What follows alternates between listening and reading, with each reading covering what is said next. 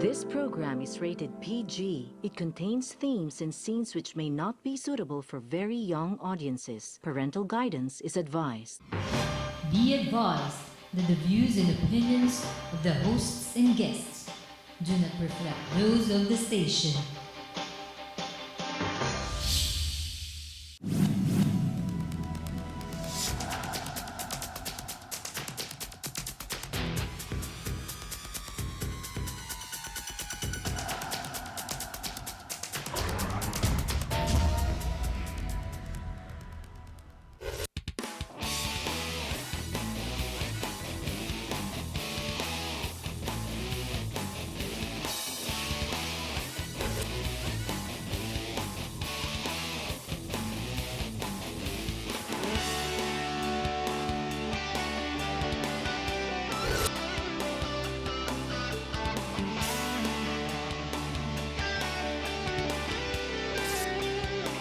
You are what you watch. Hello, my name is Harriton Watko. Welcome to our program. Last week, I was given an award by the Volunteers Against Crime and Corruption in Camp Aguinaldo. Of course, I received the award. This was together with a number of media networks that were present, not necessarily just TV, radio, and print inclusive. Now, the awardees included prosecutors, people from the Department of Justice, a judge or two, and a number of politicians. Interestingly enough, after the awards, I had a one-on-one with Dante Jimenez, the founding chair, and I did ask him what is it that the award really represented. And, well, I suppose I knew because of my being very vocal on my TV programs. Yes, we talk about all the kinds of issues, not necessarily for, but sometimes critical of the present administration and the administration before. Now, I guess what the real issue is the concept of truth. How do you and I know what the truth is? Is it not just merely what is peddled in media and what we tell you what the truth is? Nowadays, you cannot just read the newspaper and say this is truth. Now, when you say truth, does truth equate to the word fact? Is truth and fact one and the same thing? The answer is no. The presenter, being human, is always going to be biased one way or the other. Even in international media, even if it's just CNN, yes, it's biased one way or the other, compared to Fox, which is even more biased, being Republican, and so on and so forth. So is media even factual? The answer is fact you'll be able to find if you work on it, meaning looking at all sources of media being presented and being made available to you. You see, you're only as good as what you know, and from there, that's where you go forward. The problem is what you know may be incomplete, may have been bastardized, or false, totally false. Let's look at the sauna that we're expecting in a couple of weeks. You tell me if that sauna was correct. Is our rice cheaper? Do we have sufficiency of rice and food? Do we still have flooding? Has traffic improved? Has the country management improved? There are so many questions and answers that are waiting to be told. Problem is, will that be fact? Or simply because you're told on television, bigla naging fact? Kung ano ba sabihin ko sa'yo, fact na rin po ba yun?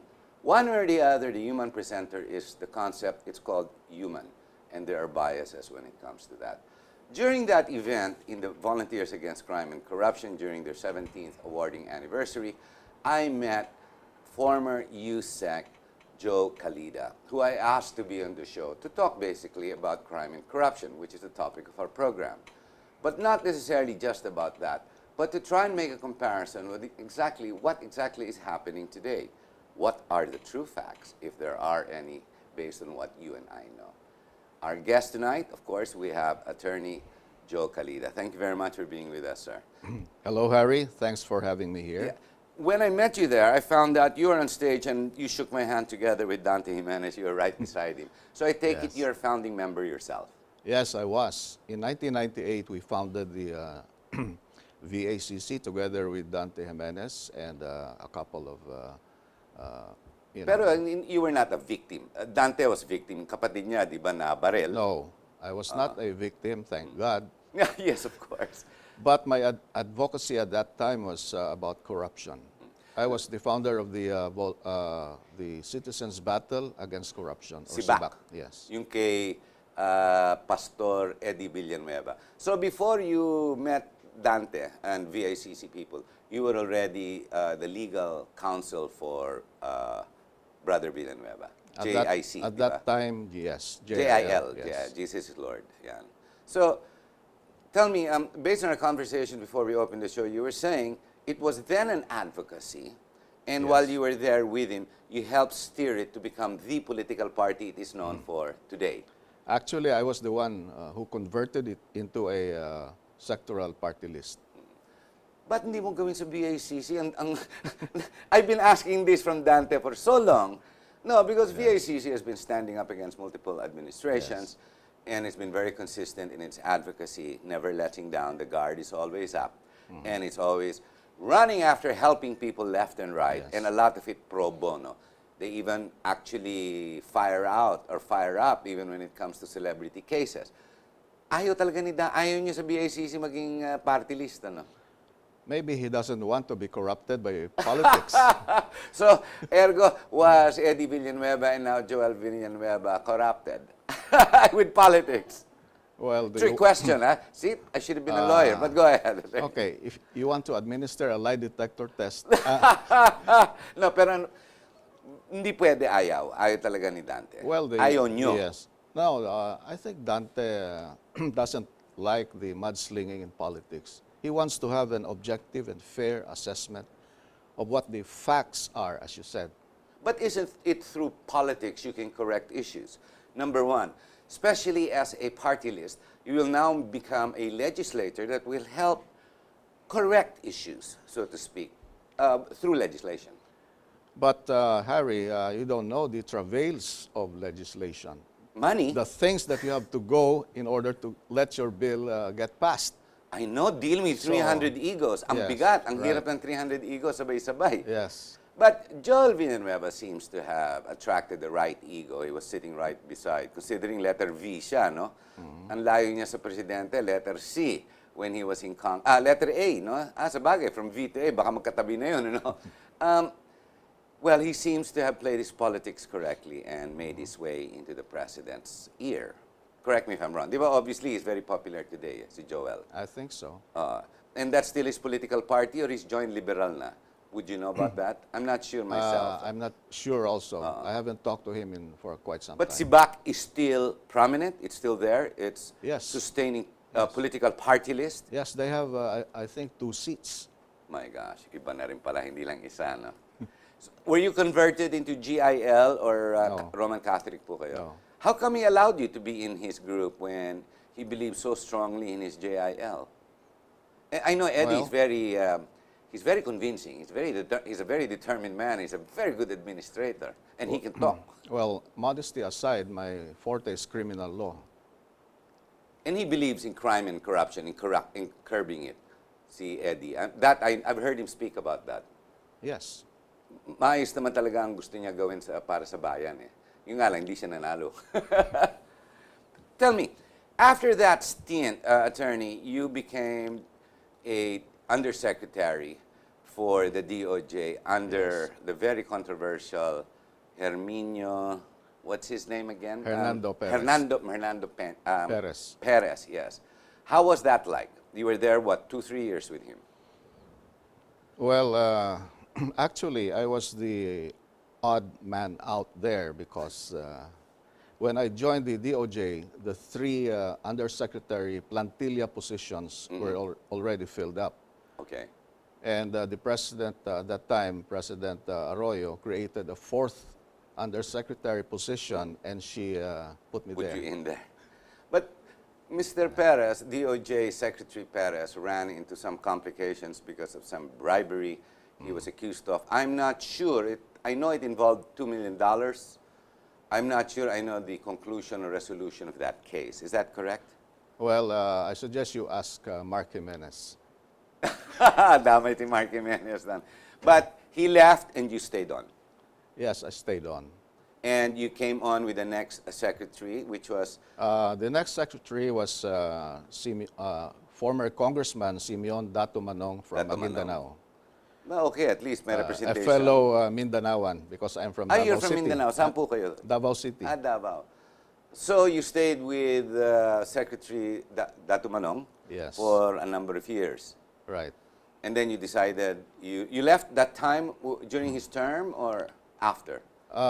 Actually, during his term. Okay. Because he ran for Congress again. Bumalik siya. Bumalik siya. Then, for a while, I was reassigned to the Dangerous Drugs Board, where I stayed on for about 5 or 6 months. Who was the Dangerous Drug Board head then?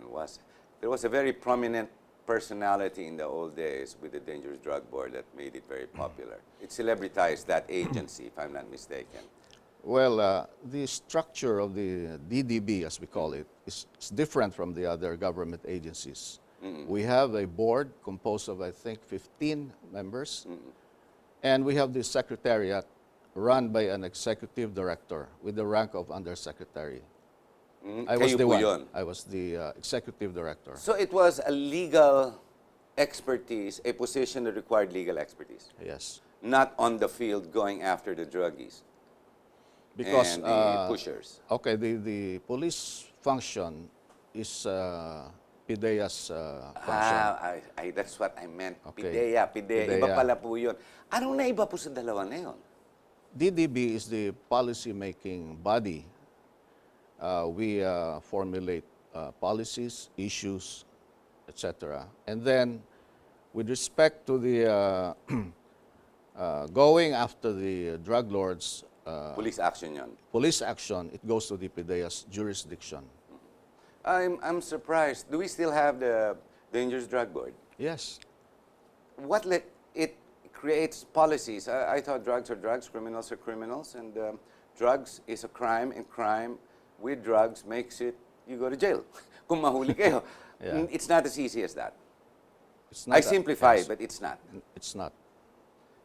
I take it now that you're still with VACC after a good 17 years now that you're on that anniversary, it still has the same issues. I remember the speeches and your speech, you introduced Mayor Duterte then, Yes. and you also introduced Dante, you both talked, Right. Dante Menes, and you still highlighted the concept of crime and drugs, which is ever so present today.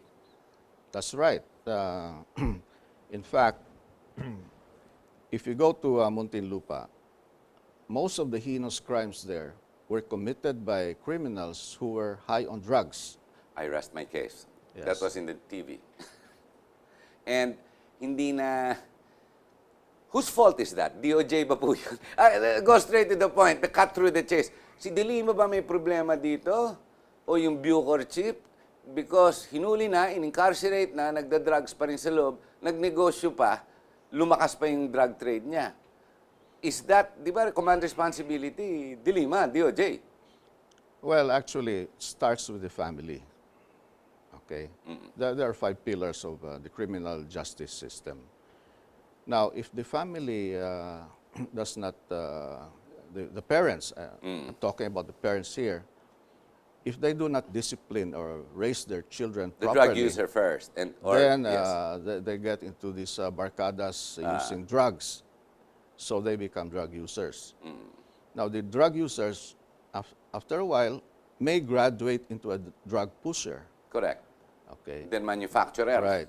Now, there cannot be a proliferation of drugs if the mayor and the chief of police are in cahoots. Now you're talking. I'm listening. Yes.